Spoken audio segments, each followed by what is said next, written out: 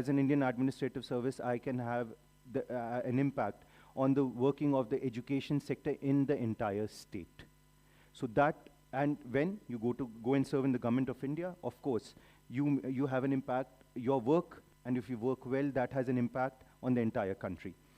Of course, definitely, when I was talking about the various comparisons and the various decisions we take, I was comparing the IAS with the other services as well.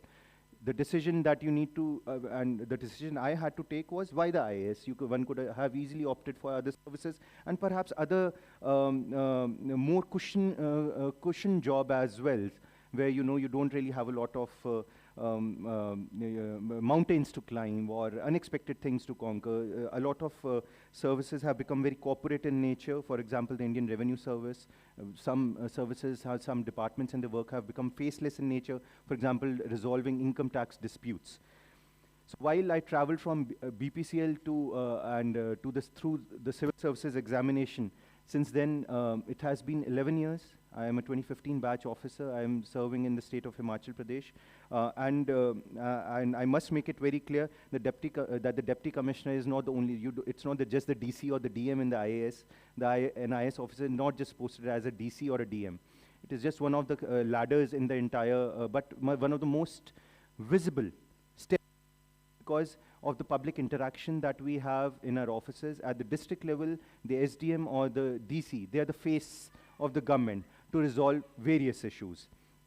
But again, the question arises, as I was saying earlier, is grass greener on the other side? Is grass perhaps greener for my colleagues? Is it a better life they are leading in perhaps, say, the state of Haryana, say the state of Punjab?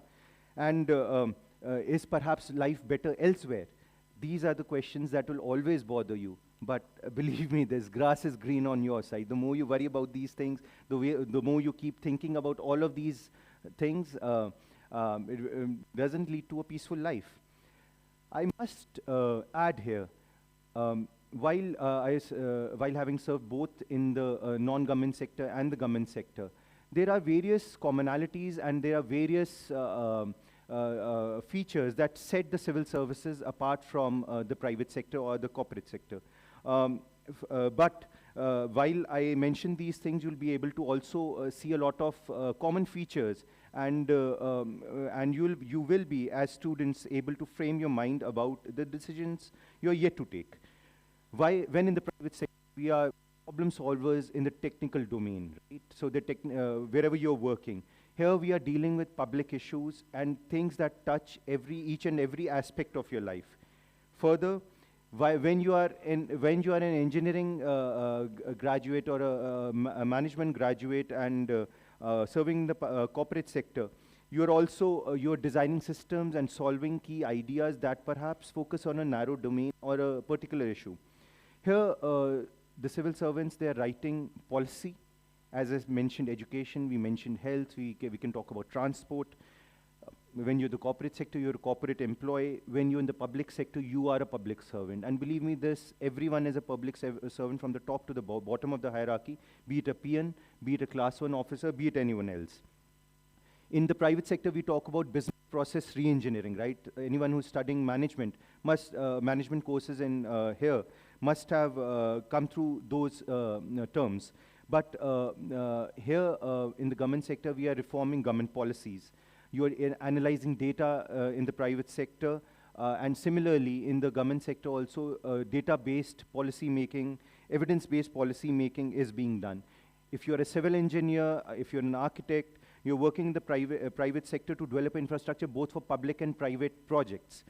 But when you're an IS officer, when you're in the civil services, you are planning regional development for whole cities, whole towns. When you are in the private sector, for example, if you are working in the field of computer science, but you become a domain specialist, and you further continue your specialization, be it as a doctor, be it as an engineer, be it as a technical expert. But I have to tell you here that an IAS is a general administrator. We build our expertise throughout our careers, and that is the best part about the IAS.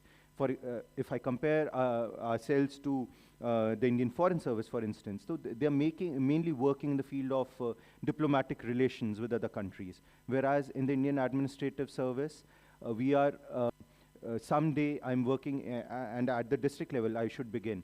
At the district level, I am working across departments, across fields, and trying to improve things while working with domain specialists. For example, the Chief Medical Officer, the Regional Transport Officer, the District Tourism and Development Officer, we are working with all of them. And as a General Administrator, in the 3 years of my district administration, we have been doing that.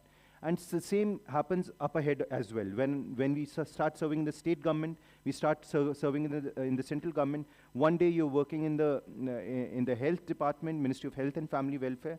The next posting might be in the Ministry of Road Transport and Highways. So that is how, that is the kind of adventure, learning, exposure that the Indian Administrative Service particularly gives. Then in the private sector, you're a technology executor, and here you're taking strategic decisions which are important for local areas as well as for the entire country.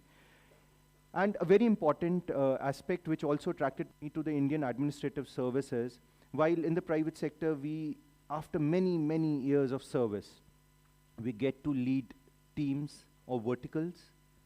Here, right from the day one, you're leading big teams, you're heading departments, and playing key role in any projects. So that was definitely a big attraction for me.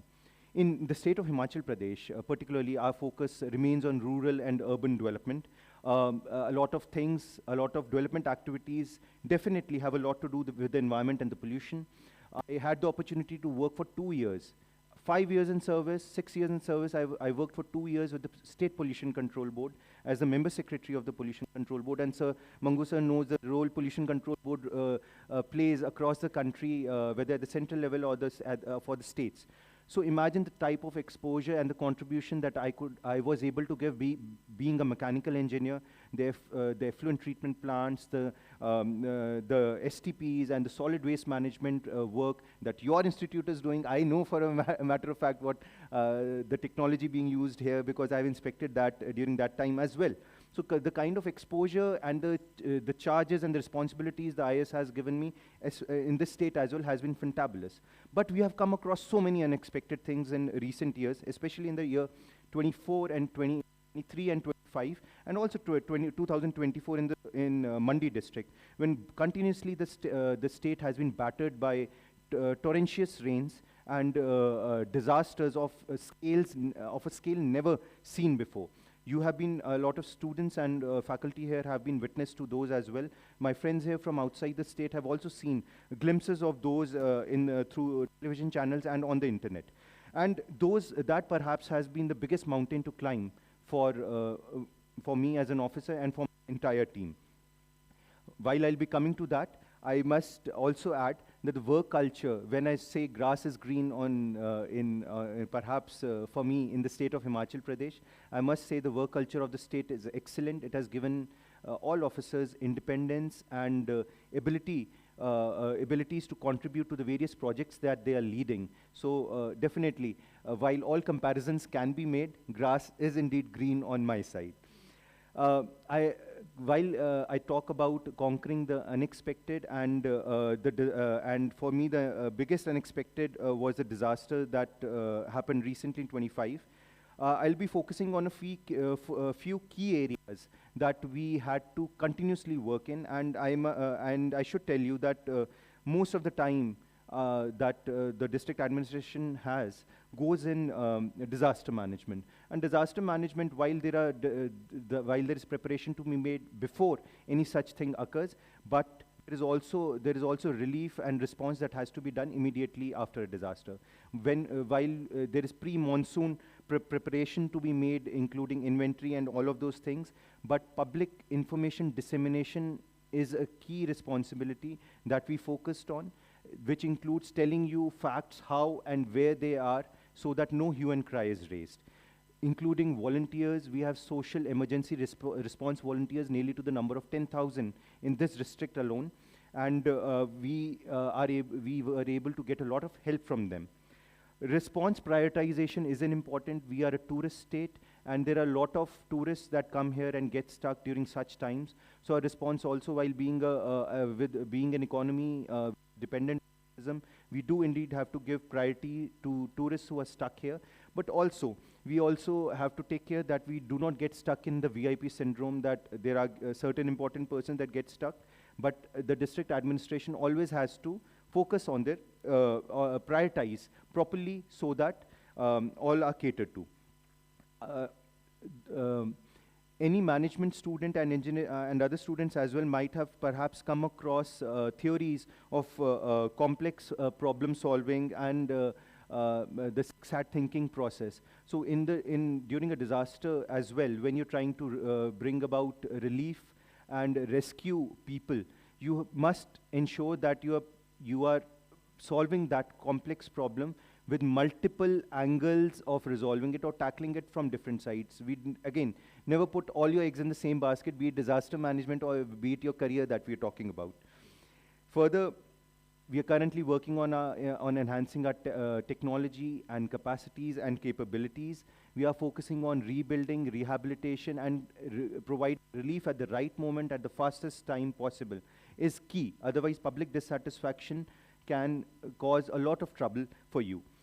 While simultaneously, you also have to work towards improving morale of your team, and one has to continuously pat the backs of the volunteers that are working. Now, I must say that in this entire journey or entire decisions that I had to take, I often wonder that why, when there are lakhs of people giving the exams and the lakhs of people contemplating giving the exam, why did I make it? There are decisions at each and every step of my life, some decisions taken by me, some decisions taken by my parents that have gotten me here and that have helped me, put me at given me a launch pad to be able to crack the exam.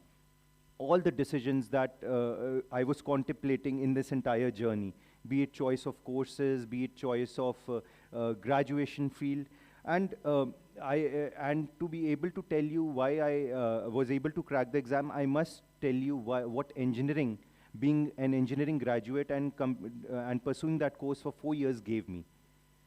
It gives you a lot of ability to analyze facts, data, and situation. Strong analytical skills, that is very essential to crack the exam. It helps you, engineering helped me, and my life, I must tell you, helped me compartmentalize situations, challenges, and also balance situations, which I continue to use even now, currently. When there are various challenges being faced by the district administration, one has to prioritize correctly. Prioritization is very important right now, even in your lives, and even further when you work, and perhaps if you want to, if you pursue any challenging sphere in your life. It gives you the ability to solve problems in a structured manner.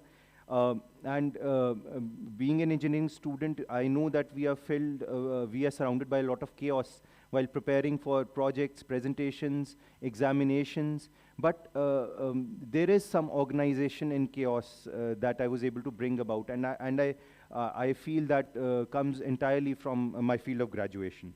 Logical thinking and objective decision making, which is very important even now. While civil services examinations requires one to be subjective and emotional while taking decisions so that people can actually be held, but that objective decision making helps us because we are always short of time. Now, my engineering degree also gave me a lot of technical exposure. I already mentioned that I worked for the Pollution Control Board. That is an entirely technical organization, and my technical exposure, my scientific way of thinking that I gained throughout my life, and as well as through engineering, was instrumental for me in clearing the exam, and is instrumental for me while currently serving in the IAS as well. Because I made it to the IAS, now the IAS also, I must add that some examples of disaster management and a lot that I have not been able to mention have given me the ability, and those also show you that the IAS gives you, and the training that we go through, and this 11-year-long journey has given me the ability to anticipate problems at the right time, forecast issues, which is very important when the district is being managed. It has made me ready. It has ensured that I'm seldom surprised by anything. Believe me this, I'm ready for anything most of the time. I'm seldom surprised by anything, and there is not much that scares me. But perhaps the only thing that might scare me is that MRI machine that I was talking about. So this is my little small journey that I was able to put across in the time that I had for you. But believe me this, grass is always green on the side that your life's journey brings you to. And we have to be happy with what we are doing, with what we have. When you're going through your life's journey and you face the unexpected, always remember this. Thank you.